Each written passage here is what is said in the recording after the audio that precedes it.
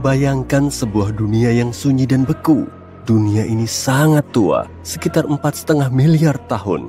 Planet ini nyaris nggak dipanaskan oleh sinar matahari dan ditutupi oleh lapisan es yang tebal. Planet ini lebih kecil dari bulan, tapi sedikit lebih besar dari Pluto.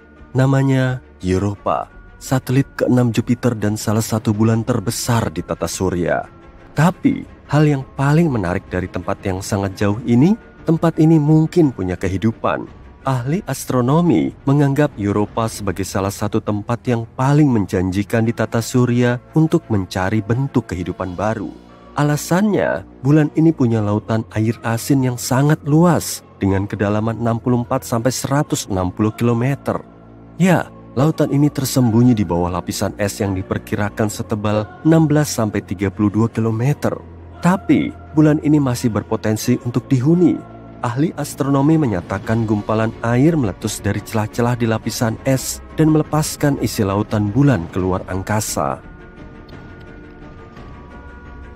Tentu saja akan sangat menantang bagi misi pencarian kehidupan untuk mengakses lingkungan yang begitu dalam. Sisi baiknya, para ilmuwan sudah punya beberapa bukti ada kolam yang jauh lebih dangkal yang mungkin berada lebih dekat ke permukaan bulan. Kolam-kolam itu mungkin berada kurang dari 1,6 km di bawah es. Dan ada dua hal yang menarik dari berita ini.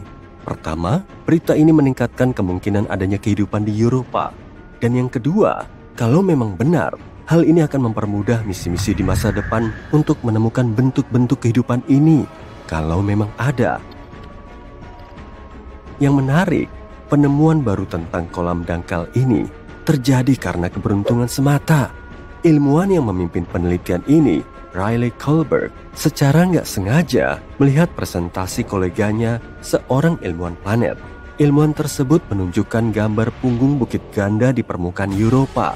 Dan Kohlberg ingat, dia pernah melihat punggung bukit serupa di bumi. Tapi, meskipun formasi seperti itu jarang ditemukan di planet kita, di Europa ada jauh lebih banyak.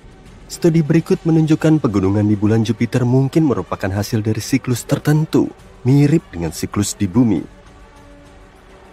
Dalam siklus ini, air cair membeku dan kemudian mencair di dalam lapisan es, yang merupakan lingkungan yang bertekanan tinggi.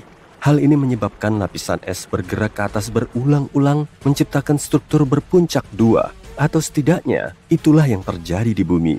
Kalau proses di Europa serupa, maka hal ini bisa membuktikan keberadaan perairan dangkal di satelit tersebut. Tentu saja, temperatur, tekanan, dan kimiawi di Europa sangat berbeda, dan para ilmuwan belum tahu bagaimana perilaku es di sana. Karena itu, mereka nggak bisa memahami seberapa dalam atau besar kantong-kantong air atau berapa lama waktu yang dibutuhkan untuk mencair. Yang jelas, lingkungan di bawah es di Europa sangat mungkin terlindung dari radiasi Jupiter yang menghantam permukaan satelit. Dengan demikian, kemungkinan adanya kehidupan di Europa semakin besar. Sekarang, mari kembali ke fakta bahwa lautan di Europa tampak asin. Garis-garis merah di permukaan satelit mungkin punya warna ini karena kandungan kimianya. Kemungkinan besar itu adalah campuran air dan garam yang membeku. Ini sangat nggak biasa karena komposisi seperti itu gak cocok dengan zat apapun yang dikenal di bumi. Adapun bintik-bintik kuning di permukaan Europa mungkin disebabkan oleh keberadaan natrium klorida. Kamu mungkin mengenal zat ini sebagai garam dapur. Ilmuwan mencoba menciptakan kembali kondisi di Europa di laboratorium. Mereka menemukan dengan menggabungkan air, garam dapur, suhu beku, dan tekanan tinggi, mereka bisa mendapatkan jenis kristal padat yang baru. Zat ini mungkin ada di dasar lautan Europa dan di permukaan bulan. Tapi, selain informasi ini, peneliti masih belum tahu banyak. Mudah-mudahan kita akan menemukan jawaban atas beberapa pertanyaan ini sekitar tahun 2030. Pada saat itulah, sebuah misi bernama Europa Clipper yang akan diluncurkan oleh NASA mungkin akan mencapai Europa. Misi ini akan melakukan beberapa kali terbang lintas dan mencari tahu apakah ada bentuk kehidupan di bulan. JUICE, singkatan dari Jupiter Icy Moons Explorer, milik Badan Antariksa Eropa, juga akan mengunjungi Europa dalam beberapa tahun ke depan. Tapi Europa bukan satu-satunya tempat di tata surya yang mungkin menjadi tuan rumah atau pernah menjadi tuan rumah bagi kehidupan. Pada 2003, Mars Express, wahana antariksa yang diluncurkan oleh Badan Antariksa Eropa, menemukan metana di atmosfer Mars. Di planet kita, sebagian besar gas di atmosfer dihasilkan oleh makhluk hidup, misalnya oleh ternak yang mencerna makanan. Namun, ilmuwan menduga metana stabil di atmosfer Mars selama sekitar 300 tahun. Lalu, pada 2006, metana hampir seluruhnya lenyap dari planet merah, dan itu terjadi 600 kali lebih cepat dari yang diperkirakan oleh model para peneliti. Pertanyaannya, apa atau siapa yang menghasilkan gas tersebut dan kemana perginya? Misteri Mars lainnya adalah mikroba yang mungkin tertidur di bawah permukaan Mars. Di sana, mereka mungkin terlindung dari radiasi keras yang datang dari luar angkasa selama jutaan tahun.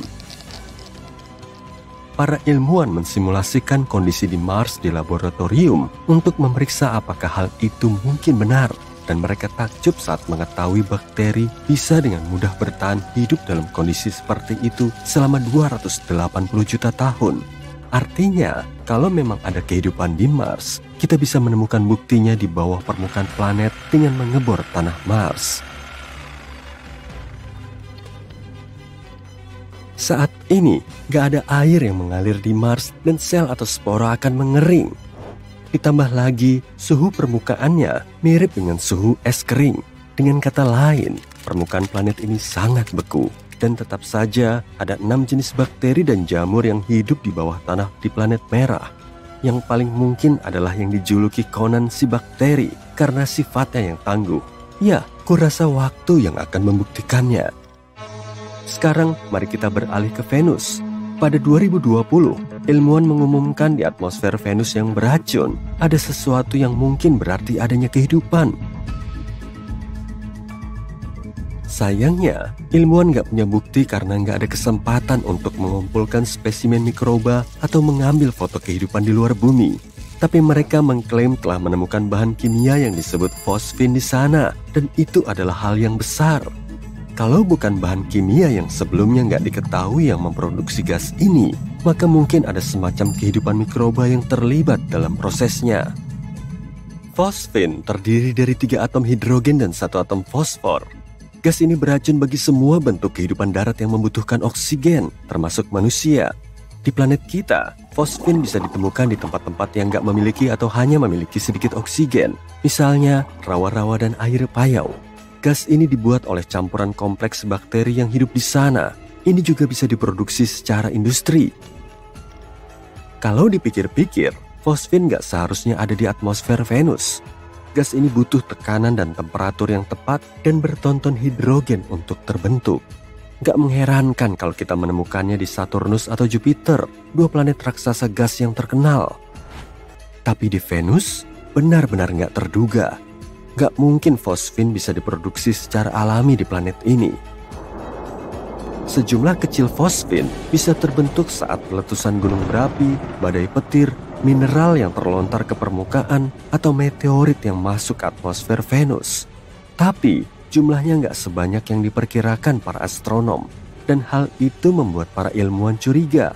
Tapi, mereka terlalu senang dengan penemuannya.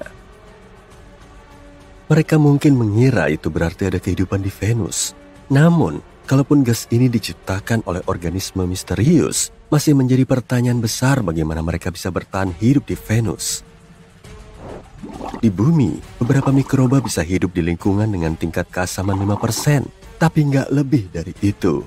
Namun, di Venus, awan hampir seluruhnya terbuat dari asam, mengandung lebih dari 90% asam sulfat. Atmosfer Venus juga 50 kali lebih kering daripada tempat terkering di planet tempat tinggal kita. Dan memang, pada 2022, berkat teleskop yang lebih baik dan beresolusi lebih tinggi, disimpulkan gak ada fosfin di atmosfer Venus. Ataupun kalau ada, jumlahnya sangat sedikit. Sejauh ini, kita perlu mencari tanda-tanda kehidupan yang lebih jauh dari bumi. Sekarang ini Enceladus bulan es Saturnus dianggap sebagai salah satu tempat yang paling menjanjikan untuk mencari kehidupan di luar bumi. para ilmuwan baru saja mendeteksi unsur terakhir dari 6 unsur yang dibutuhkan untuk terbentuknya kehidupan, yaitu fosfor. Unsur yang paling langka ini ditemukan di lautan Enceladus. Unsur langka ini membantu menyuburkan tanah di bumi, tapi kadar mineral ini di lautan tersembunyi di bulan yang jauh itu kemungkinan 100-1000 kali lebih tinggi dibanding di lautan bumi. Ini mungkin karena lautan di Enceladus kaya akan karbonat mirip dengan air soda, dan air soda ini kemungkinan melarutkan fosfat di dalam batuan di Enceladus. Penemuan baru ini juga menandakan kalau di bulan es Saturnus lainnya seperti Titan, airnya juga mungkin mengandung fosfor. Kenapa para ilmuwan sangat antusias dengan mineral ini? Itu karena fosfat, senyawa yang mengandung fosfor yang merupakan komponen penting bagi kehidupan di bumi. DNA, RNA, dan membran sel mengandung fosfor, tapi di antara 6 unsur yang dibutuhkan untuk kehidupan, yaitu karbon, hidrogen, nitrogen, oksigen, fosfor, dan belerang, fosfor menjadi yang paling jarang ditemukan. Pada tahun 2004, wahana Cassini memasuki debu dari cincin terluar kedua Saturnus yang disebut cincin E. Cincin ini terdiri dari butiran-butiran es yang dilontarkan Enceladus. Dan ketika mempelajari butiran-butiran es ini menggunakan Cosmic Dust Analyzer milik Cassini, para peneliti berhasil mendeteksi fosfor. Enceladus adalah bulan terbesar ke-6 Saturnus. Ukurannya tidak terlalu besar, hanya berdiameter 505 km. Ukurannya cukup kecil untuk muat di Arizona. Kita harus mencobanya nih sekali-sekali. Yang menarik, ketika wahana Cassini pertama kali tiba di Saturnus, para astronom menduga Enceladus hanyalah bola es yang membeku. Tapi kemudian, kejutan, para astronom melihat kumpulan partikel es dan uap air menyembur dari geyser di permukaan bulan ini. Jelas bahwa ada lautan luas di antara inti berbatu dan cangkang esnya. Para peneliti yang sama sebelumnya mendeteksi bahwa bulan Saturnus juga merupakan rumah bagi molekul organik yang kompleks. Awalnya para ilmuwan menduga fosfat bisa terperangkap di dalam inti batuan Enceladus dan benda langit serupa. Karena itu, hasil penelitian terbaru yang mengisyaratkan banyaknya fosfat di lautannya sangatlah mengejutkan. Para peneliti mengamati 305 butir es dari cincin es Saturnus dan mendapati 9 di antaranya mengandung fosfat. Hasil ini sangat jelas dan tidak diragukan. Ini sangat penting karena beberapa waktu lalu, fosfin, sebuah senyawa hidrogen dan fosfor, diyakini ada di awan Venus, tapi belum ada yang berhasil menemukan bukti untuk mendukung teori ini. Sedangkan di Enceladus, ini tidak ada perdebatan dan fosfat benar ada di sana. Para astronom menganggap Europa sebagai salah satu tempat paling menjanjikan di tata surya untuk mencari bentuk kehidupan baru. Hal ini karena Europa memiliki lautan air asin yang sangat luas dengan kedalaman 64 hingga 161 km. Iya, lautan ini tersembunyi di bawah lapisan es yang diperkirakan setebal 16-32 km. Tapi Europa masih berpotensi untuk dihuni. Para astronom menyatakan ada semburan air yang keluar dari celah-celah lapisan es dan melepaskan isi lautan bulan ini ke angkasa. Tentu saja akan sangat sulit bagi misi pencarian kehidupan untuk mengakses area sedalam itu. Sisi baiknya, para ilmuwan telah memiliki beberapa bukti adanya kolam yang jauh lebih dangkal yang mungkin berada lebih dekat dengan permukaan Europa. Kolam-kolam itu mungkin berada kurang dari 1,6 km di bawah es. Ada 2 hal menarik dari temuan ini. Pertama, ini memperkuat kemungkinan adanya kehidupan di Europa, dan kedua, jika memang benar, ini akan mempermudah misi-misi di masa depan untuk menemukan kehidupan jika memang ada. Selanjutnya ada Titan, bulan terbesar Saturnus. Ukurannya lebih kecil dan gravitasinya lebih lemah dari bumi, tapi ia masih mengingatkan kita pada planet kita. Seperti halnya di bumi, nitrogen mendominasi atmosfernya. Titan adalah satu-satunya tempat di tata surya yang juga memiliki danau dan sungai. Badan-badan air ini tersusun dari hidrokarbon, metana, dan etana. Ada juga lautan air di bawah permukaan. Tapi letaknya sangat dalam dan belum ada yang tahu apakah lautan ini bersentuhan dengan sesuatu dari permukaan. Jika iya, air di lautan ini bisa menjadi penyokong kehidupan setelah bercampur dengan unsur kimia yang kompleks di permukaan. Tapi Enceladus dan bulan-bulan es lainnya bukanlah satu-satunya tempat di tata surya yang mungkin bisa atau pernah dihuni kehidupan. Pada tahun 2003, Mars Express, wahana antariksa yang diluncurkan oleh Badan Antariksa Eropa, menemukan metana di atmosfer Mars. Di planet kita, sebagian besar gas metana di atmosfer dihasilkan oleh makhluk hidup, misalnya oleh ternak yang mencerna makanan dan mengeluarkan gas. Akan tetapi para ilmuwan menduga metana di atmosfer Mars relatif stabil selama sekitar 300 tahun. Lalu pada tahun 2006, metana hampir seluruhnya lenyap dari planet merah. Dan itu terjadi 600 kali lebih cepat dari model yang diperhitungkan para peneliti. Pertanyaannya, apa atau siapa sih yang menghasilkan gas ini dan kemana perginya? Misteri Mars lainnya adalah mikroba yang mungkin tertidur di bawah permukaan Mars. Di sana mereka mungkin terlindung dari radiasi ganas yang berasal dari luar angkasa selama jutaan tahun. Para ilmuwan menyimulasikan kondisi di Mars di laboratorium untuk memeriksa apakah hal itu mungkin terjadi. Dan mereka takjub saat mengetahui bakteri bisa dengan mudah bertahan hidup dalam kondisi seperti itu selama 280 juta tahun. Wah, umur yang sangat panjang. Artinya jika memang ada kehidupan di Mars, kita bisa menemukan buktinya di bawah permukaannya dengan mengebor tanah planet ini.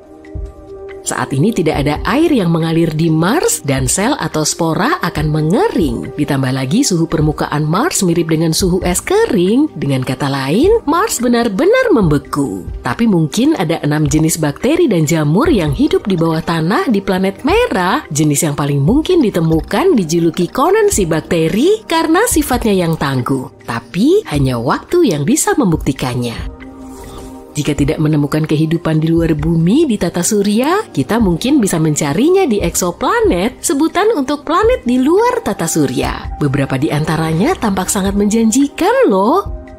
Eksoplanet yang paling dekat dengan bumi adalah Proxima Centauri b, jaraknya hanya 4,2 tahun cahaya dari bumi. Baru-baru ini para astronom mendapati bahwa planet ini lebih mirip bumi daripada dugaan awal. Ukurannya hanya 17% lebih besar dari planet tempat tinggal kita. Planet ini mengorbit bintang yang lebih redup dan lebih kecil daripada matahari. Proxima Centauri b berada di tengah-tengah zona layak huni bintangnya. Artinya ada kemungkinan air dalam wujud cair dan kehidupan ada di planet ini.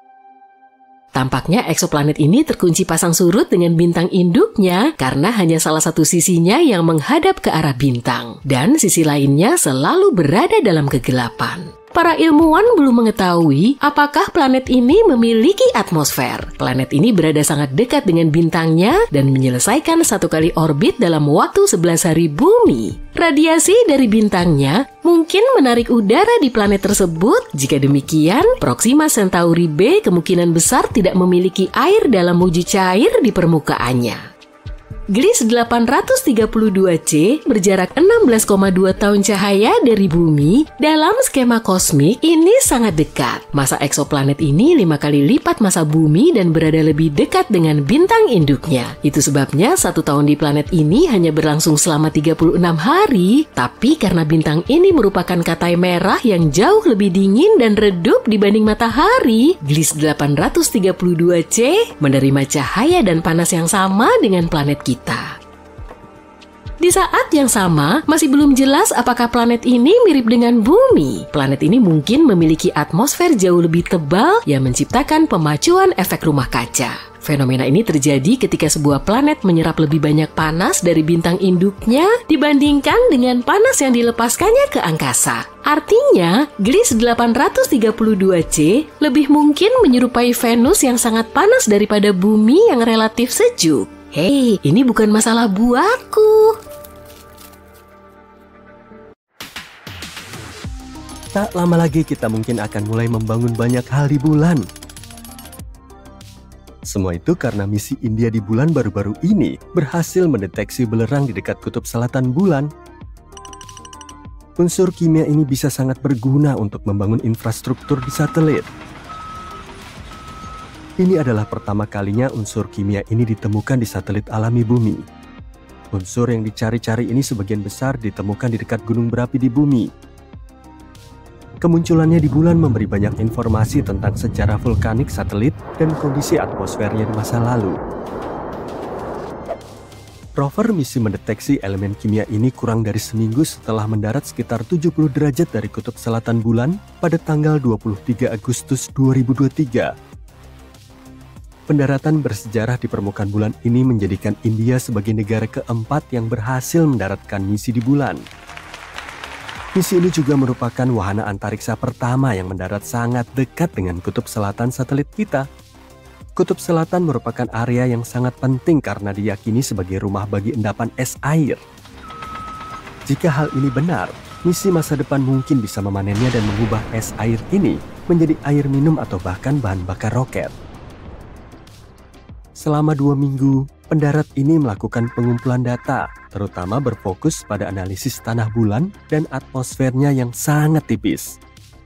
Sementara itu, penjelajah Pragyan yang bertenaga surya memulai pencariannya untuk menemukan air beku di bulan.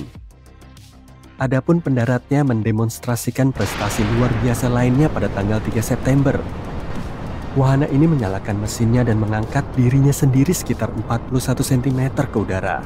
Kemudian pesawat ini melakukan lompatan kecil untuk mendarat 30-41 cm dari posisi semula.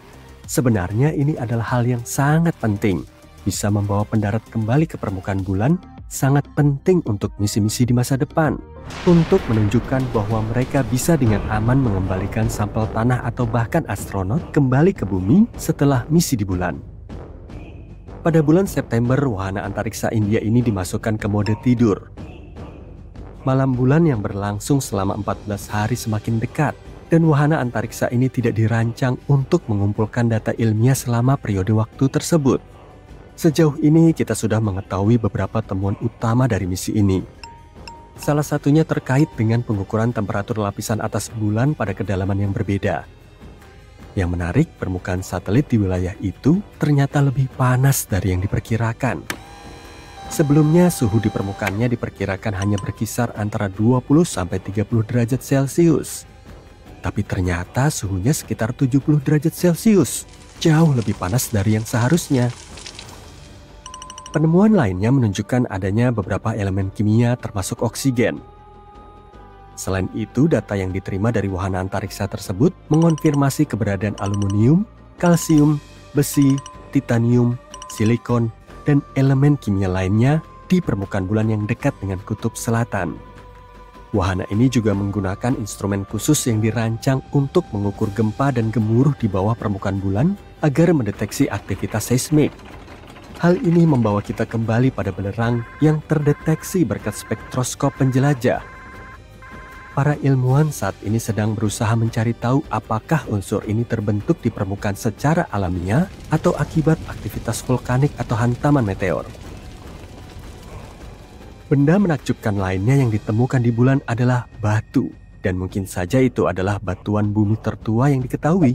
Serpihan selebar 2 cm yang termasuk dalam koleksi batuan besar yang dibawa ke planet kita oleh para astronot Apollo itu bisa jadi merupakan pecahan bumi yang berusia 4 miliar tahun. Temuan ini bisa membantu kita melukiskan dengan lebih baik hantaman dahsyat yang dialami bumi di awal kehidupannya. Kejadiannya bisa seperti ini. Segera setelah batuan terbentuk, tumbukan asteroid mungkin melontarkannya dari bumi. Pada saat itu, satelit planet kita 3 kali lebih dekat ke bumi daripada saat ini. Tabrakan tersebut sangat kuat, sehingga bongkahan batuan terestrial ini menemukan jalan menuju bulan. Kemudian, pecahan ini tertelan oleh breksi lunar, batuan yang beraneka ragam. Batu tersebut dibawa pulang ke bumi oleh para astronot Apollo 14.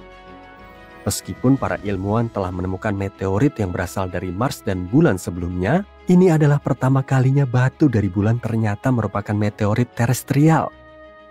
Mereka juga menemukan bahwa batu tersebut terbentuk di lingkungan yang kaya air dengan temperatur dan tekanan yang sesuai dengan temperatur dan tekanan di sekitar 19 km di bawah permukaan planet kita. Pada tahun 2019, misi Chang'e 4 milik Tiongkok berhasil mencetak sejarah dengan mendarat di sisi jauh bulan. Wahana penjelajah misi ini membantu para peneliti memvisualisasikan struktur yang tersembunyi jauh di bawah permukaan satelit, mengungkap miliaran tahun sejarah bulan.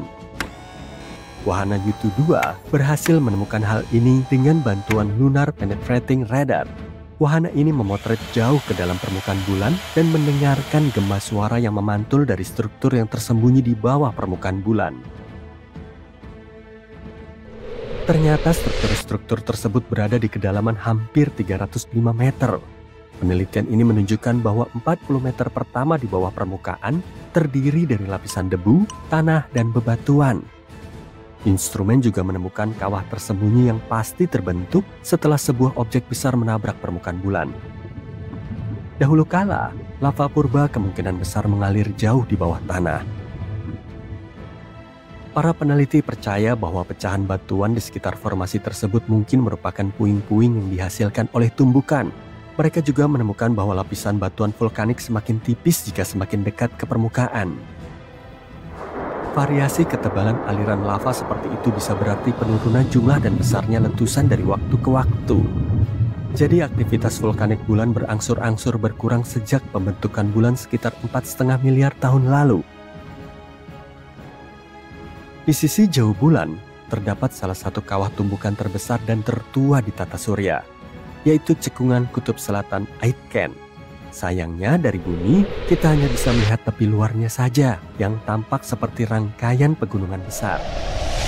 Cekungan ini merupakan lekukan raksasa sedalam 13 km, berdiameter lebih dari 2.414 km dan menutupi seperempat permukaan bulan. Para astronom yakin kalau kawah ini terbentuk saat asteroid bertabrakan dengan bulan sekitar 4 miliar tahun lalu. Dan sekarang lihatlah bongkahan logam raksasa seukuran 4 negara bagian Connecticut ini. Mengenai beratnya dalam satuan kilogram, cukup dikatakan bahwa angka tersebut mengandung 18 angka 0. Massa misterius ini tersembunyi sekitar 290 km di bawah permukaan bulan di suatu tempat di tengah-tengah cekungan kutub selatan Aitken. Hal ini ditemukan ketika GRAIL, singkatan dari misi Gravity Recovery and Interior Laboratory NASA, mengumpulkan data tentang satelit alami kita. Ketika memeriksa informasi ini, para ilmuwan melihat bahwa di satu tempat di permukaan bulan ada perubahan gravitasi yang aneh. Setelah meneliti fenomena ini, mereka menyimpulkan bahwa ada sesuatu yang misterius yang membebani lantai cekungan di sana. Sejauh ini para peneliti belum menemukan asal-usul benjolan aneh itu, tapi ada beberapa teori. Salah satunya menyatakan bahwa temuan itu adalah bongkahan oksida padat yang muncul ketika bulan baru saja terbentuk. Saat itu, satelit ini masih diselimuti oleh lautan magma purba, dan bongkahan tersebut bisa jadi terbentuk pada tahap akhir pendinginan. Namun sebagian besar ilmuwan mendukung teori lain yang menyatakan bahwa massa yang membingungkan itu merupakan bagian dari asteroid raksasa yang pernah menciptakan cekungan kutub selatan Aitken. Karena benda itu terbuat dari logam, kemungkinan besar benda itu adalah inti asteroid yang terbuat dari besi dan nikel. Mungkin ada labirin tabung lava di bulan. Belum lama ini, para astronom menerima hasil pemotretan topografi bawah tanah dan menemukan gua besar di bawah permukaan satelit bumi itu. Gua itu bisa jadi merupakan hasil dari aktivitas vulkanik bulan yang terjadi lebih dari 3 miliar tahun lalu. Aliran lava mengeras, menciptakan kerak yang tebal dan keras di bagian luar. Tapi di dalam, lava terus mengalir, melelehkan batuan dan menciptakan terowongan dan gua. Sejumlah lubang kecil di permukaan bulan yang ditemukan oleh NASA tampaknya merupakan bukaan menuju tabung lava tersebut.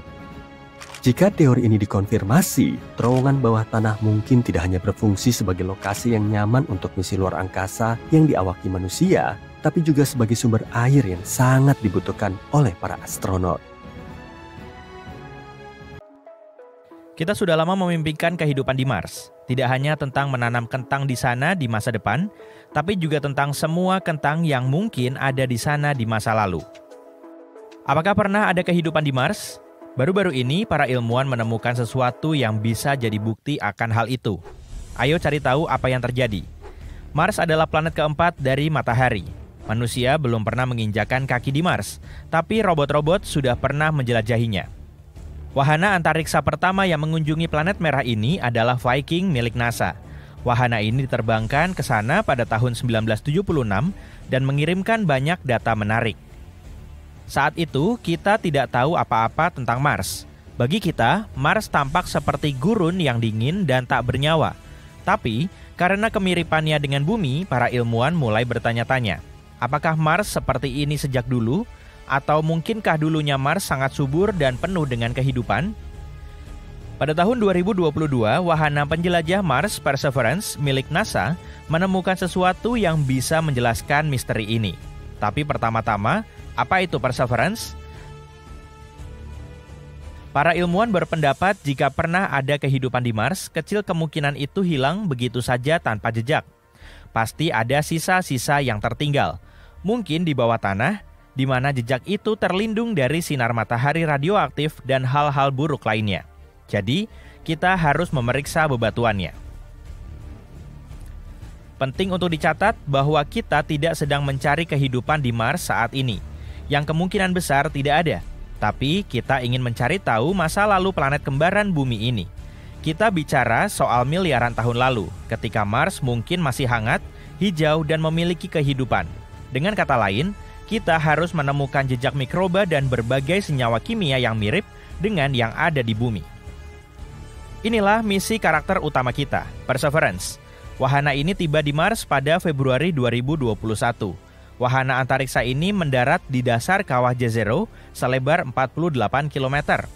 Setelah mendarat, wahana ini meluncur ke arah barat ke tempat yang mendorong para ilmuwan untuk memilih Jezero sebagai lokasi penelitian. Tempat ini adalah delta sungai yang mengering, dan bekas sungai ini sudah berusia lebih dari 3,5 miliar tahun. Kawah Jezero sendiri dulunya sebuah danau besar. Yap, ternyata di Mars pernah ada air. Dan para ilmuwan menduga tempat ini cocok untuk menjadi rumah bagi mikroba. Itulah yang dilakukan bakteri di bumi. Mereka bersembunyi di kedalaman danau dan kolam. Jadi, kita mungkin bisa menemukan jejaknya di sana. Para peneliti percaya bahwa danau ini memiliki nilai ilmiah tertinggi dalam keseluruhan misi. Peluang tertinggi untuk menemukan batuan tempat bakteri dapat bertahan hidup ada di sini, di Jezero. Jadi, Perseverance pergi ke delta ini. Perjalanannya tidak mudah. Wahana ini sedikit meleset dan mendarat lebih jauh dari yang direncanakan. Seperti kata-kata dalam satu film terkenal, manuver kecil ini akan mengorbankan 51 tahun waktu kita. Untungnya, Perseverance hanya butuh waktu 1 tahun. Dan dalam perjalanannya, ia bisa sedikit menjelajahi Jezero. Wahana penjelajah ini menggunakan alat bawaan yang kompleks untuk menjelajahi Mars. Alat ini disebut Scanning Habitable Environments with Raman and Luminescence for Organics and Chemicals, atau disingkat SHERLOC. Wah, NASA sangat suka membuat singkatan. Saat alat ini mendekati delta, sinyal molekul organik semakin kuat. Tak lama kemudian, sinyal-sinyal ini ada di mana-mana dan menjadi sinyal paling terang yang pernah dilihat oleh para ilmuwan. Apa artinya ini? Mudah sekali, Watson. Kamu tahu kawan Sherlock ini kan? Saatnya menggali. Sejak Juli 2021, Perseverance telah mengebor dan mengumpulkan 4 inti batuan sedimen yang tipis. Jumlah total batuan yang terkumpul saat ini adalah 12. Ini kali pertama dalam sejarah kita mengumpulkan sesuatu yang seperti ini di planet lain. Keempat inti ini ditemukan di 2 batuan yang dinamai Skinner Ridge dan Wildcat Ridge. Sepasang inti pertama yang berasal dari Skinner Ridge sekilas tidak tampak menarik. Keduanya sangat mirip dengan yang bisa kita temukan di banyak tempat di bumi. Namun jika diamati lebih dekat, ada butiran-butiran bulat materi gelap. Butiran-butiran gelap ini bisa jadi dulunya berasal dari sungai purba, sungai yang sama yang mengalir ke Jezero. Mungkin saja sungai tersebut membawanya dari tempat yang berjarak ratusan mil dari Jezero, dan itu sangat menarik. Jika kita mempelajari inti ini, kita bisa mempelajari lebih banyak lagi tentang sudut-sudut Mars yang jauh. Ya, memang tidak ada sudut di sana, tapi kamu paham maksudnya. Kemudian pada bulan April 2022, Perseverance tiba di delta, dan akhirnya para ilmuwan menemukan apa yang mereka cari. Penemuan ini sangat membuat mereka gembira. Mereka menemukan 2 inti lagi yang menyimpan zat organik. Keduanya diambil dari Wildcat Ridge. Lokasinya sangat dekat dengan Skinner Ridge, tapi kedua batuan itu sangat berbeda satu sama lain.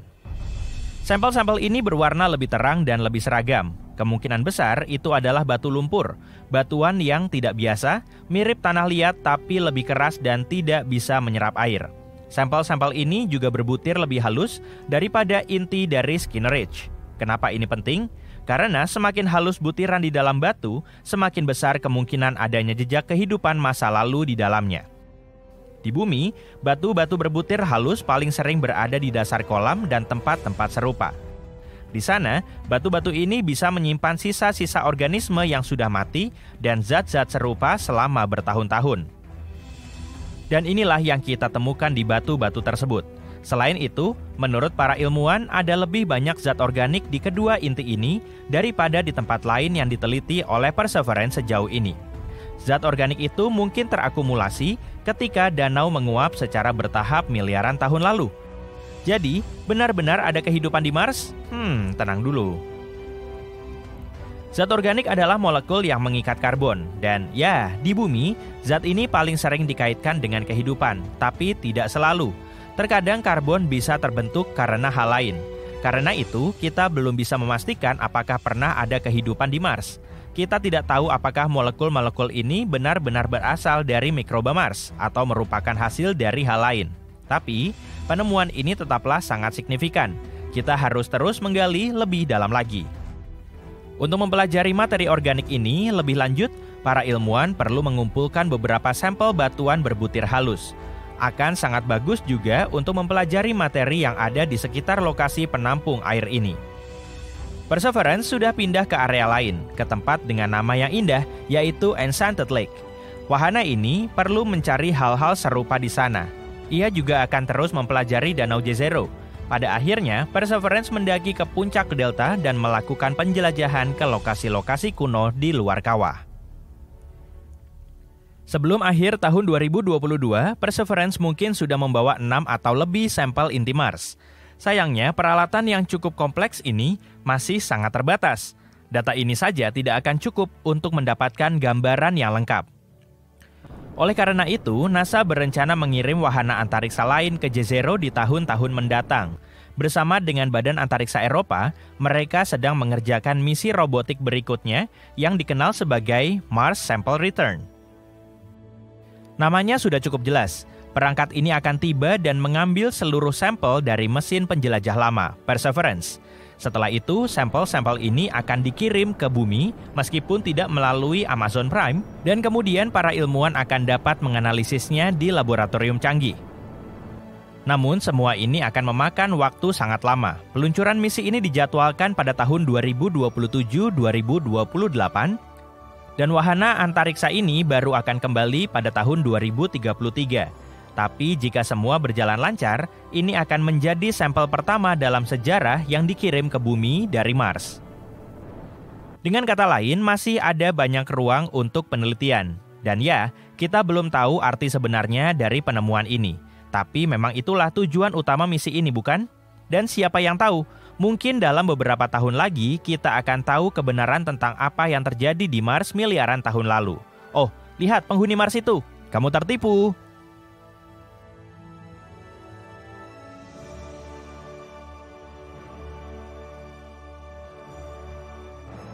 Wah, langitnya cantik banget. Sepanjang sejarah, manusia telah mencari-cari kehidupan antar bintang dan planet di dekat bumi. Tapi rupanya, ruang angkasa juga punya mata. Peradaban jauh di sana kemungkinan sedang mengawasi bumi. Dan kita memang nggak tahu pasti kebenarannya sih. Tapi menurut klaim para saintis, minimal ada 29 planet jauh yang penghuninya sedang mengawasi kita. Ada pengagummu juga tuh. Senyum yang manis dong. Sejauh ini telah teridentifikasi 1715-an sistem bintang tetangga di galaksi Bima Sakti dan penghuninya bisa mendeteksi bumi dengan teleskop konvensional. Semua bintang ini berada di galaksi kita, jadi kalau peradabannya bisa mengarahkan teleskop ke matahari, mereka akan menangkap titik kecil yang melintas di antara matahari dan si pengamat. Metode ini dinamakan sebagai transit. Biasanya transit digunakan untuk mendeteksi planet dalam astronomi. Kita juga bisa loh mengamati fenomena ini dari rumah secara langsung cuma dengan teleskop. Arahin aja teleskopnya ke matahari, kemudian tunggu. Ada Merkurius tuh, planet yang paling dekat dengan matahari ini cuma kelihatan sebagai titik kecil. Proses transit Merkurius bisa berlangsung minimal selama 5 jam. Dan fenomena ini bisa terjadi sampai 14 kali dalam seabad. Transit berikutnya diperkirakan akan berlangsung pada tanggal tanggal 13 November 2032. Catat di kalendermu ya, biar kamu nggak ketinggalan. Kita juga bisa melihat Venus, planet kedua dari matahari. Tapi karena jaraknya lebih jauh dari Merkurius, transitnya juga lebih jarang. Terakhir, planet ini teramati pada tahun 2004 dan 2012. Transit berikutnya diperkirakan akan terjadi pada tahun 2117 dan 2125. Wah, masih lama banget ya. Penghuni sistem bintang ini kemungkinan bisa mengamati bumi. Tapi teleskop jarak jauh punya mekanisme lain. Sebetulnya si pengamat nggak akan bisa mendeteksi titik hitam dengan matahari berada di belakangnya. Teleskop ini akan mengukur kecerahan matahari kita, dan saat posisi bumi mulai berada di antara matahari dan si pengamat, teleskop akan mendeteksi intensitasnya akan menurun karena planet kita menghalangi cahayanya. Saintis dari peradaban di luar bumi kemudian akan mampu memanfaatkan penurunan intensitas cahaya matahari untuk menghitung ukuran planet kita.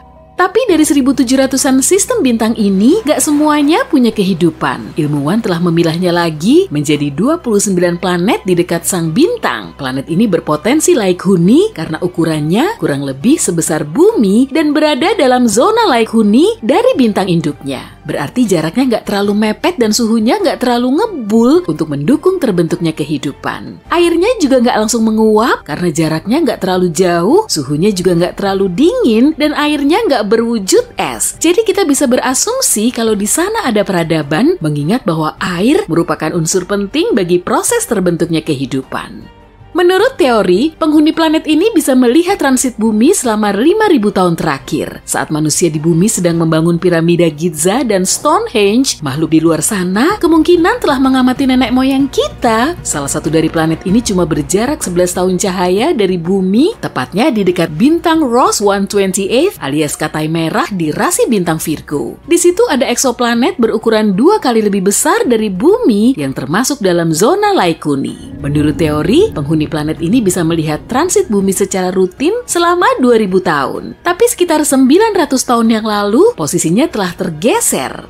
Planet lain sejauh 12,5 tahun cahaya berada di dekat bintang induk T-Garden. Dari sini, transit bumi bisa teramati dan penghuninya bisa mengamati kehidupan kita selama 29 tahun. Pengamatan para ilmuwan juga tertuju pada sistem bintang TRAPPIST-1. Di dalamnya terdapat sekitar 7 eksoplanet hampir mirip dengan tata surya kita. Dan 4 di antaranya berada dalam zona laik huni dari bintang induknya. Tapi penghuninya nggak bisa mengamati bumi hingga 16 abad lagi.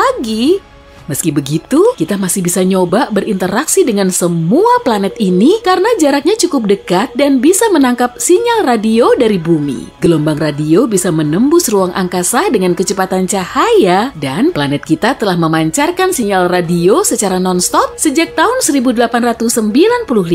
Jadi, bumi kita sangat bising dengan spektrum radionya. Kalau ada planet yang dihuni peradaban cerdas dalam jarak 125 tahun cahaya, sinyal radio kita pasti sudah sampai di tujuan. Tapi masalahnya, kita juga perlu nunggu hampir selama itu untuk mendapat balasannya. Belum lagi, mereka cuma memanfaatkan sinyal radio dalam waktu yang relatif pendek. Saat ini pun, kita lebih banyak memakai Bluetooth dan serat optik daripada radio, kecuali untuk laporan lalu lintas. Lama-lama semua sinyal radio ini juga akan lenyap. Peradaban di luar bumi yang menggunakan komunikasi radio pasti memiliki teknologi maju. Tapi bisa juga kehidupan di luar angkasa sana jauh berlainan dari asumsi kita. Sinyal radio sudah sampai di planet tersebut, tapi penghuninya nggak bisa menerimanya. Dan saat mereka bikin antena untuk menerima sinyal radio kita malah sudah nggak memancarkannya lagi. Meski begitu, para ilmuwan terus berupaya untuk mengirim sinyal radio terenkripsi ke ruang angkasa agar bisa berkomunikasi dengan peradaban di luar bumi. Pada tahun 1974,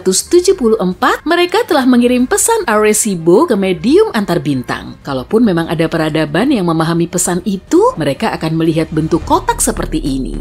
Di dalamnya terdapat semua informasi tentang manusia. Yang teratas berisi sistem nomor kita, lalu ada nomor atom, kemudian DNA kita, beserta gambar untainya di bagian bawah. Yang ini gambar manusia, di bawahnya ada gambar tata surya kita. Dan posisi bumi, planet ketiga di tata surya kita, nggak sejajar dengan planet lain. Dengan begini mereka akan tahu kalau pesan ini berasal dari bumi. Di bawahnya terdapat diagram teleskop radio Arecibo. Sebagai alternatif, pesan ke planet nun jauh di sana bisa dikirim melalui surat biasa yang diangkut dengan probe luar angkasa. Metode ini juga sudah dilakukan. Voyager 1 dan Voyager 2 diluncurkan pada tahun 1977 dan masih beroperasi sampai sekarang. Pada tahun 2012, Voyager 1 menjadi objek buatan manusia pertama yang berhasil sampai di medium antar bintang. Voyager 1 terbang ke bintang jauh sambil membawa pesan yang terekam dalam piringan emas. Piringan ini berisi salam dalam 55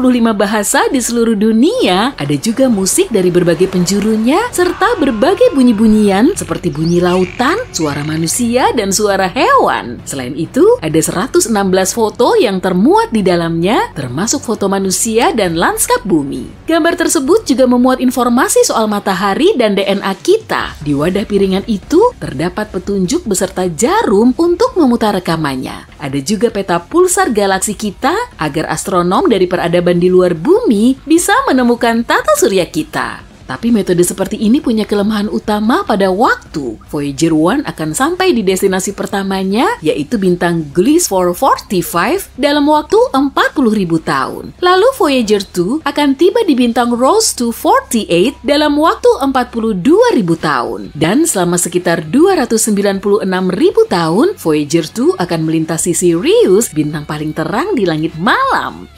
Lama banget. Peradaban di luar bumi juga bisa mendeteksi kita dengan kalkulasi dan rumus. Mereka cuma perlu lebih jeli saat mengamati matahari. Dalam sistem bintang berplanet, bintang induk nggak cuma diam. Ia berputar pada orbit kecil dan bintang yang berat ini menarik semua planet di sekitarnya. Tapi planet tersebut juga punya gravitasi dan resistansi sendiri. Akibatnya sang bintang agak bergeser, kemudian berputar. Peradaban di luar bumi bisa memperkirakan pergeseran matahari untuk menentukan masa planet di dekatnya. Dengan metode ini, para astronom bisa menemukan 548 eksoplanet. Semisal kita nyoba berkomunikasi dengan eksoplanet di sekitar bintang terdekat kita, Proxima Centauri. Di situ memang ada eksoplanet, tapi radiasi dari bintang induknya bisa menghancurkan semua rupa kehidupan di permukaannya. Kalaupun kita mendapatkan sinyal balasan, komunikasinya akan berlangsung super lelet, bahkan paling lambat sepanjang sejarah karena pengirimannya selama 4,2 tahun. Dan kita perlu nunggu 4,2 tahun lagi untuk dapat balasannya. Baru kemudian kita bisa menindaklanjutinya. Peradaban ini nggak bisa terbang ke luar angkasa, maka kita perlu menjemput bola. Meskipun jarak bintang Proxima Centauri paling dekat dengan tata surya kita, perjalanan ke situ perlu waktu selama 73.000 tahun dengan roket konvensional. Jadi kita perlu bikin wahana antariksa yang bisa ngebut dengan kecepatan cahaya. Itu pun masih nyita waktu sampai 4,2 tahun untuk sampai di tujuan. Semisal nih, kita beneran nemu kehidupan di luar bumi yang berlokasi di seberang Bima Sakti. Galaksi kita ini berdiameter 100.000 tahun cahaya. Jadi kita perlu waktu 100.000 tahun untuk melintasinya. Mungkin kita perlu mematahkan hukum fisika atau mengangkut semua peradaban manusia ke dalam pesawat luar angkasa raksasa yang akan terbang melintasi bintang selama ribuan tahun. Dan saat diluncurkan dari bumi, cuma kru pertama yang paling tangguh yang nantinya bisa melihat sistem bintang lain dari jendela pesawat luar angkasa. Hei, geser dikit dong, aku kan juga pengen lihat keluar.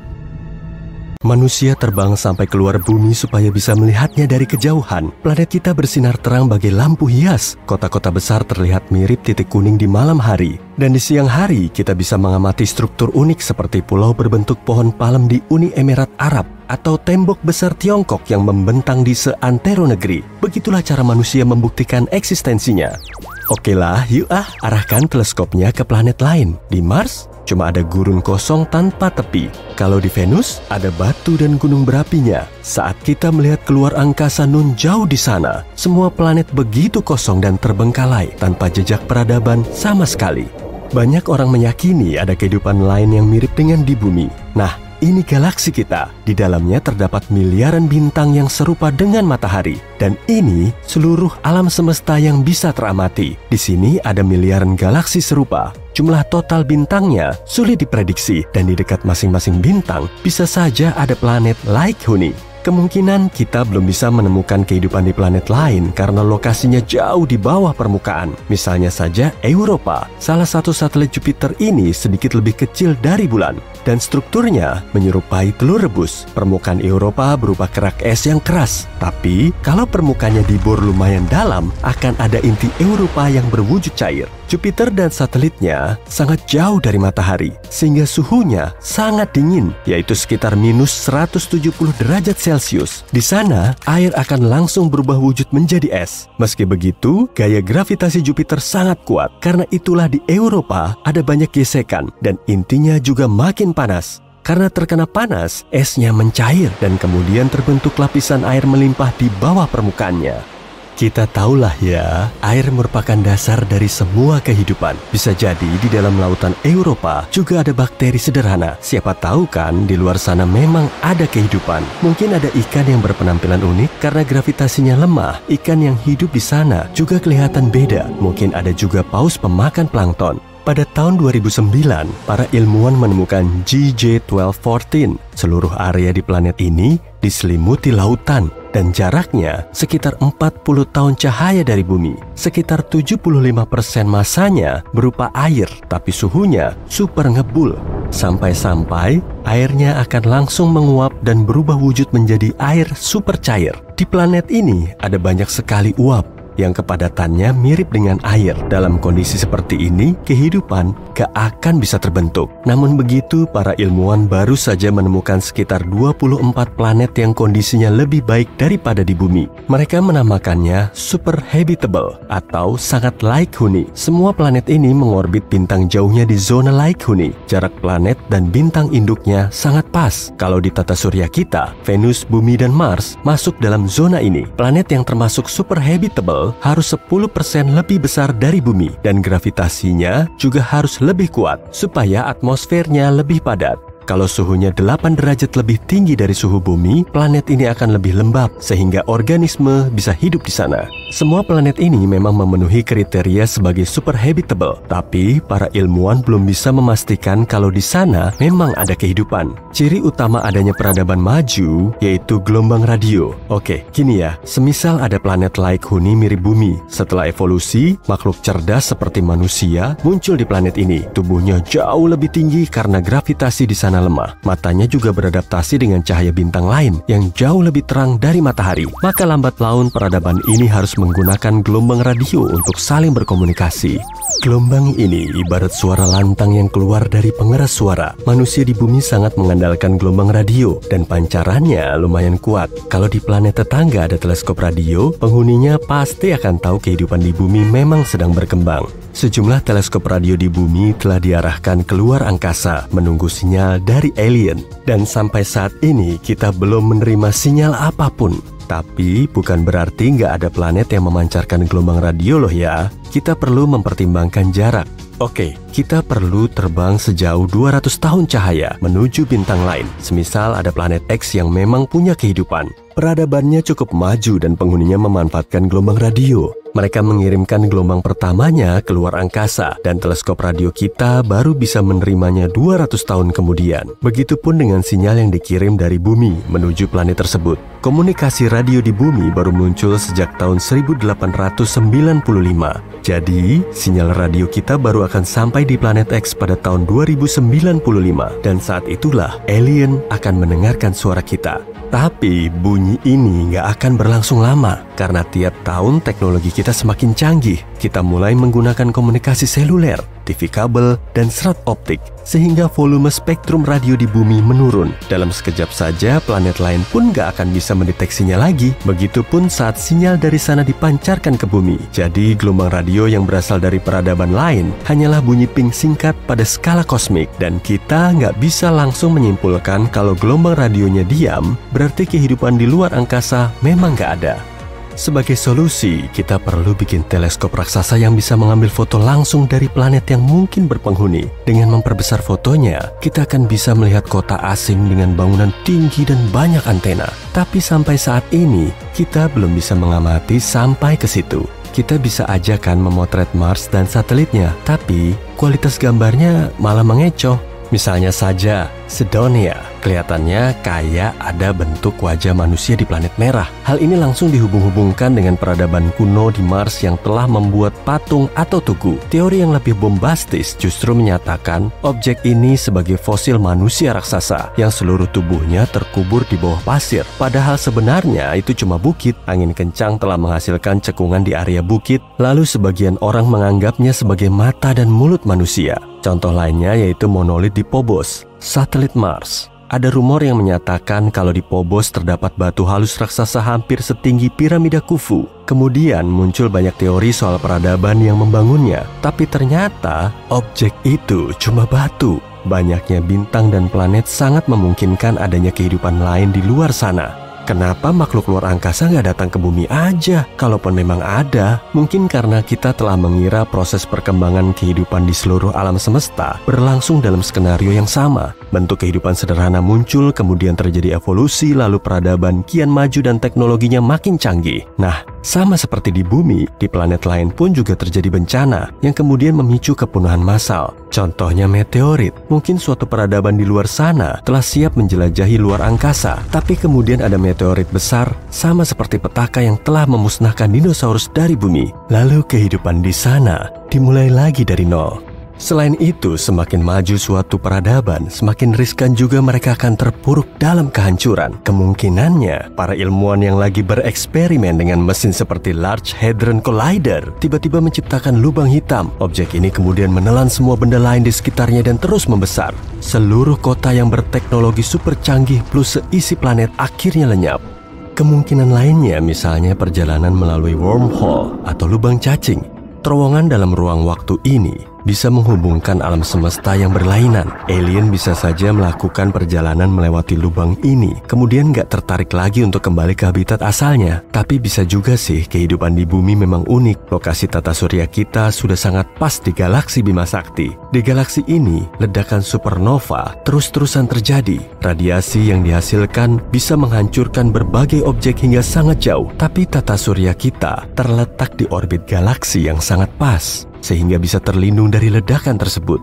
Faktor lainnya yaitu bulan. Menurut teori pembentukan bulan, sekitar 4,5 miliar tahun yang lalu, meteorit seukuran Mars menabrak bumi. Kalau arah benturannya lurus, bumi bisa-bisa hancur lebur. Dan kalau meteorit itu cuma nyerempet bumi, serpihannya akan berterbangan di angkasa.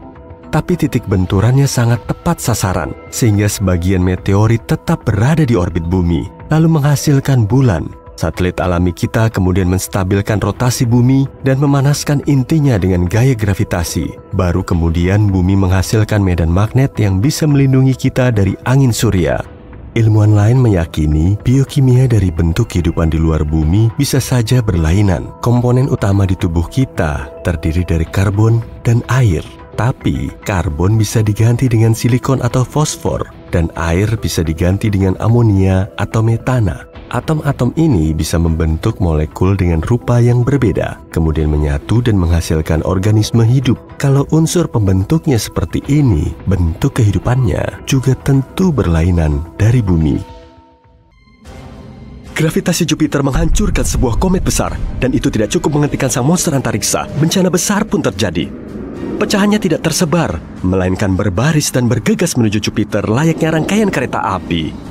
21 fragmen berdiameter hingga 1,5 km meluncur menembus atmosfer Jupiter. Bola api berkecepatan 60 km per detik membombardir cangkang planet ini. Area di sekitar memanas hingga 27.800 derajat Celcius. Itu lebih tinggi daripada suhu di atmosfer atas matahari dan 312 kali lebih panas dibandingkan suhu yang kamu butuhkan untuk merebus telur.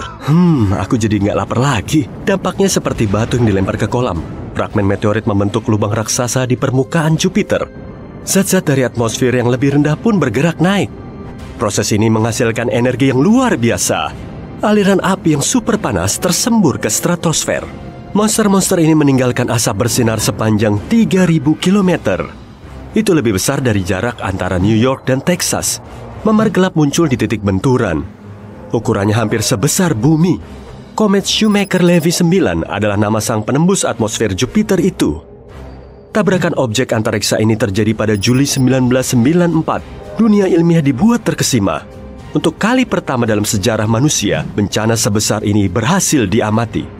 Serangan itu menimbulkan pertanyaan penting bagi para astronom. Kenapa Jupiter nasibnya buruk? Jupiter diserang komet ribuan kali lebih sering dibanding bumi atau planet lain di tata surya. Oke, mari kita cek. Kamu memutuskan naik kapal antariksa dan pergi ke Jupiter yang misterius. Probe antariksa butuh waktu 2 tahun untuk sampai ke sana, tapi pesawat luar angkasamu lebih cepat. Kamu akan tiba. Oke, perjalanan cuma butuh 1 detik. Jupiter sebenarnya sangat besar. 1.300 planet seukuran bumi bisa muat ke dalamnya. Warnanya pun indah berkat awan gasnya. Planet ini tidak punya permukaan padat, tapi ada noda aneh di permukaannya. Bentuknya mirip mata besar yang bisa memuat 3,5 bumi. Ini badai yang mengerikan. Tingginya 10 kali Everest dan anginnya berhembus hampir 500 km per jam. Badai ini sudah berlangsung selama 350 tahun. Kamu takkan selamat jika naik mobil, tapi untungnya kamu naik pesawat luar angkasa. Jika semua planet di tata surya bergabung menjadi satu planet super, objek baru ini masih 2,5 kali lebih kecil dari Jupiter. Ukuran besar juga memengaruhi gravitasi. Pesawat luar angkasa menggunakan Jupiter sebagai batu loncatan untuk melompat. Gravitasi planet ini meningkatkan kecepatan penerbangan dan membantunya mencapai target lebih cepat. Gravitasi mengubah planet ini menjadi magnet bagi komet, asteroid, dan puing-puing antariksa berbahaya. Jupiter adalah pahlawan supernya luar angkasa. Perisai gravitasinya menerima atau membelokkan monster antariksa yang terbang ke tata surya bagian dalam. Dinosaurus mungkin tidak setuju, tapi kita akan membahasnya nanti. Bagaimana jika Jupiter tiba-tiba ditelan mesin vakum raksasa? Cuma satu hal yang pasti, kita akan punya masalah besar. Tanpa perisai raksasa ini, ribuan komet dan asteroid akan menyerang planet kita jauh lebih sering. Sebagian besar akan terbakar di atmosfer atau karena ukurannya nggak terlalu besar jadi nggak ngaruh ke kita. Tapi ada juga komet dan asteroid yang lebih besar, yang begitu bertabrakan dengan bumi, kamu bisa berpamitan dengan semua kehidupan di sini. Misalnya pada tahun 2009, sebuah benda langit menabrak Jupiter. Memar yang ditinggalkan seukuran Samudra Pasifik. Seram jika membayangkan jejak seperti apa yang akan ditinggalkannya di planet kita. Kemungkinan besar bumi akan berubah jadi bola api. Tapi penelitian terkini dari para astronom menunjukkan bahwa Jupiter juga tidak terlalu baik. Sebaliknya, Jupiter adalah planet jahat berketapel yang menembakkan komet ke bumi. Seorang fisikawan memakai simulasi komputer. Dia menemukan bahwa Jupiter punya kecenderungan membelokkan dan mengirimkan komet ke bumi. Raksasa ini menarik benda yang berpotensi berbahaya, tapi tidak melulu melindungi kita. Jupiter sudah berkali-kali mencoba menghancurkan planet kita. 66 juta tahun lalu, objek antariksa berukuran 16 km menabrak bumi. Energi dari tabrakan membuat permukaan bumi terbakar. Gempa bumi dan tsunami besar terjadi. Hujan berapi turun dari langit di bumi. Jutaan ton puing dan debu menyebar di atmosfer.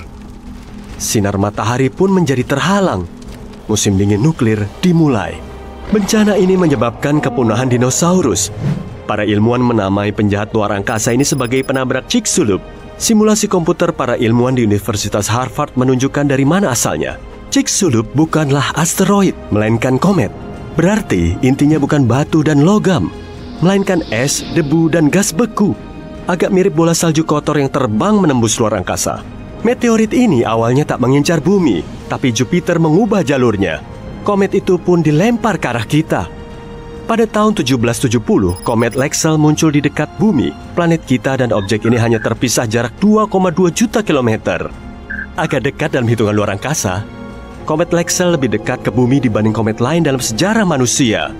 Objek ini bisa menghentikan kehidupan di bumi. Komet ini terbang terlalu dekat ke Jupiter, dan planet raksasa itu menangkap dan mengirimnya ke kita. Jelas ini bukan aksi terpuji dari pahlawan super yang bertugas melindungi tata surya.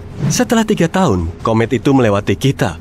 Terbang 2 kali mengitari matahari dan kembali ke Jupiter seperti bumerang. Kali ini raksasa itu mendorong komet ini keluar dari tata surya. Tapi jangan salahkan Jupiter. Para ilmuwan meyakini tanpa planet gas raksasa ini kehidupan di bumi kemungkinan besar takkan pernah ada. Jupiter mengirim meteorit ke arah bumi yang membawa molekul organik dan air. Meteorit ini ibarat fondasi kehidupan awal di bumi. Tak ada yang tahu kalau komet datang dengan bawaan berharga tanpa Jupiter dan gravitasi berbahayanya. Kalau kamu terbang jauh dari bumi ke tengah tata surya, kamu akan melihat matahari. 8 planet terbang mengitari bintang ini. Ada sabuk berisi lebih dari 1 juta asteroid di antara Mars dan Jupiter. Satu teori mengatakan pada awal-awal keberadaan tata surya hanya matahari yang ada di sini. Awan batu dan debu mengelilinginya. Partikel-partikel ini menarik satu sama lain dan membentuk planet dalam jutaan tahun. Jupiter tidak menginginkan tetangga baru. Gravitasi kuatnya mencegah bebatuan dan debu bersatu menjadi planet. Semua tetap berbentuk asteroid dan berkumpul dalam bentuk sabuk di dalam tata surya. Jika semua asteroid ini bergabung menjadi satu planet, akan ada objek kosmik yang beratnya hanya 4% massa bulan. Sebelumnya, sabuk ini padat asteroid. Tapi gravitasi Jupiter melemparkan 99% asteroid itu ke antariksa. Bukan cuma Jupiter yang berperan dalam perkembangan kehidupan di bumi. Penolong utama kita adalah bulan, satu-satunya satelit alam bumi. Jupiter punya 79 satelit dan setiap tahun jumlahnya makin bertambah. Jupiter juga dikelilingi cincin, tapi tidak seindah Saturnus dan tidak terlalu terlihat. Cincin ini terdiri dari partikel hitam kecil. Ini adalah debu yang dikeluarkan meteorit keluar angkasa setelah bertabrakan dengan bulan-bulan Jupiter. Bulan bertanggung jawab atas pasang surut laut bumi. Bulan mengatur kehidupan lebah, ikan, burung, dan amfibi. Bahkan kamu merasakan pengaruh bulan setiap harinya. Mengubah kecerahan cahaya bulan akan memengaruhi tingkat melatonin di otakmu. Hormon ini bertanggung jawab atas ritme sirkadian yang penting untuk tidur sehat. Bulan muncul berkat malapetaka lain sama seperti mayoritas objek antariksa lainnya. Jutaan tahun lalu, bumi mirip bola lava panas. Tidak ada air atau udara. Bumi hanya diselimuti karbon dioksida dan nitrogen. Saat itu, planet lain seukuran Mars masa kini menabrak bumi. Para ilmuwan menyebutnya Theia. Dengan kecepatan 14.000 km per jam, Theia menabrak bumi. Dampaknya begitu luar biasa, melemparkan jutaan ton bahan keluar angkasa. Puing-puing itu berkumpul menjadi bola yang kini dikenal sebagai bulan. Para ilmuwan sudah hampir memecahkan misteri bulan, tapi mereka belum tahu apakah ada inti solid di tengah Jupiter atau Jupiter cuma sup panas kental yang mengambang di luar angkasa. Jupiter punya lautan terbesar di tata surya yang terbuat dari hidrogen cair, bukan air. Jika ukurannya 80 kali lebih besar, Jupiter akan berubah menjadi bintang yang cerah. Jupiter adalah tempat unik yang takkan pernah dihuni manusia. Tekanan di dalam planet ini 2 juta kali lebih besar daripada permukaan bumi. Suhu ekstrim dan tekanan itu akan merusak setiap pesawat luar angkasa yang masuk terlalu jauh. Jadi sepertinya Jupiter hanya akan melindungi dan menjaga kita dari jauh.